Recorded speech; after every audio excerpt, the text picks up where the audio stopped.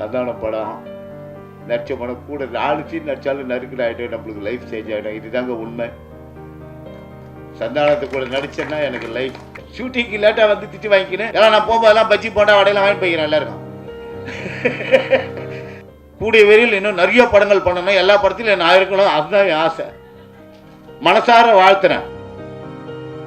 டிக்கில் வேணாவிலே பண்ண, டிக்கில் வேணாவிலே கோச்சிக்கினேன். என்னப்பா என்ன 13 நாள் கேட்டு 3 நாள் தான் வச்சு இது பண்ணிக்கிறீங்கன்னு ரொம்ப சண்டை. நான் என்ன அடுத்த படம் பண்ணிக்கலாம், நான் என்னதான் அடுத்த படம் பண்ண பெரிய 2-3 படம் விட்டேன் தெரியுமா உனக்கு? நீ கேட்ட தேதியெல்லாம் மாறி மாறி கொடுத்துட்டேன், எல்லாத்தையும் இல்லைன்ட்டு பாப்பா அப்படின்னு மூட் அவுட் ஆகி போச்சு ரொம்ப. சரி அடுத்த படத்தில் பண்ணிக்கலாம், நீ எங்கள் அடுத்த படத்தில் பண்ண போகிறேன்ட்டு விட்டேன்.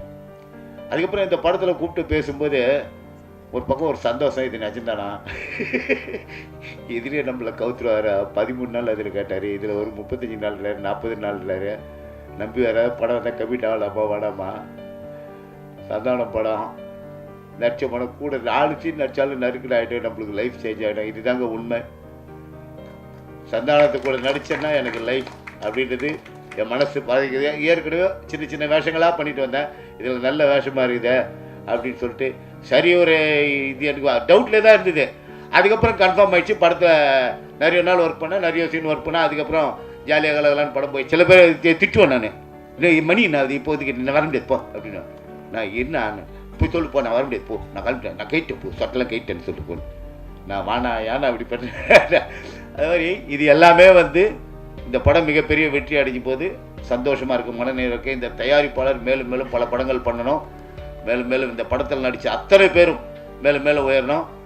சந்தானம் கூடிய விரைவில் இன்னும் நிறைய படங்கள் பண்ணணும், எல்லா படத்திலும் நான் இருக்கணும், அதுதான் என் ஆசை. மனசார வாழ்த்துறேன்.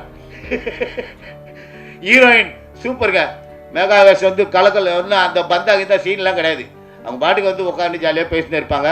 அதாவது முக்கியமான விஷயமா இருந்தால் இதை தேவைன்னா பேசுவாங்க, அவ்வளோதான். அந்த மற்றபடி செல்ஃபோனை வச்சுக்கினேன் அவங்க பாட்டுங்க. அவங்க அம்மா அவங்களும் ரொம்ப நல்ல டைப்பு. எல்லாம் நான் போகும்போதெல்லாம் பஜ்ஜி போண்டா வடையெல்லாம் வாங்கி போய்க்கிறேன் எல்லாருக்கும். ஷூட்டிங்க்கு லேட்டாக வந்து திட்டு வாங்கிக்கினேன், இருந்தாலும் சுட சுட எல்லாருக்கும் அதெல்லாம் வாங்கி போயிருக்கிறேன். ரொம்ப நன்றி. கூல் சுரேஷ் அதிர்ந்து இல்லை சொல்லிட்டேண்ணா சொல்லிட்டேன்.